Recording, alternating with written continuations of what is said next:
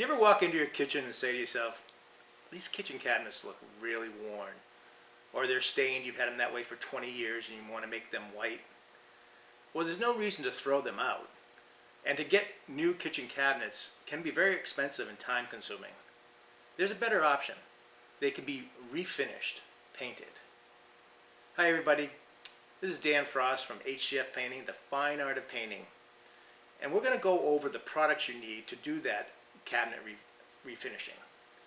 This is Talk Shop with Frost.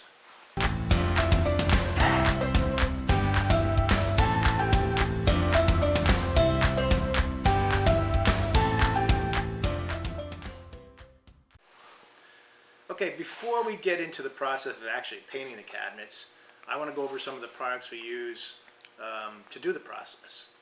So when you have one of your cabinets and it's dirty, it's got grease on it, just wear and tear from everyday living, you have to clean them. All right, the product we use is Durtex.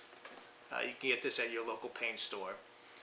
The reason we use Durtex as opposed to TSP, which is a common brand also, TSP is a little bit more potent, and when you use Durtex, after you finish it, if there's a little bit left on it, it won't affect the paint. It won't bubble the paint or anything like that. So we take the Durtex, put a little bit of this into warm water in a bucket, and then you wash it, and you use usually a scrubby pad, and you can wipe it with a rag. So we use the Durtex. If you have kitchen cabinets that have a sheen to it or are glossy, you want to get that sheen off so the new paint has something to adhere to.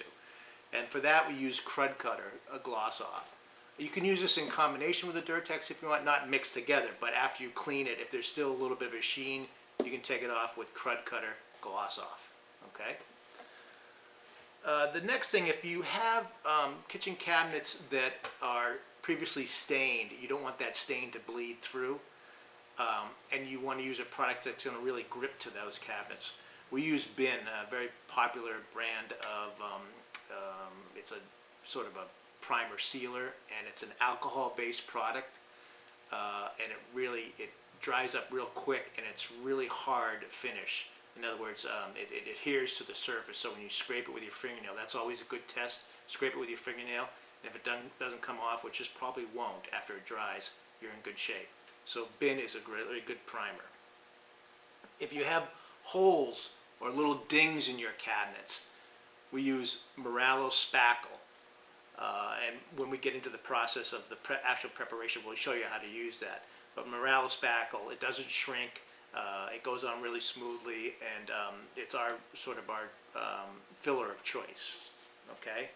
And for the finished product, we find that the C2 cabinet and trim, which is made with a cheese byproduct called whey, which is really a hard finish and really is very durable and really grips to the surface, and that's what you want, something very durable in a kitchen cabinet. We find the C2 cabinet and trim to works really well. You can use either satin or semi-gloss, we'd recommend. So those are the 5 products. We'll line them up here and you can take a look at those, maybe take some notes, and we'll get into our next session. We'll go over to the actual using these products in preparation. So thanks for joining us. Again, it's Dan Frost, H.D.F. Painting, the fine art of painting, and this is Talk Shop with Frost.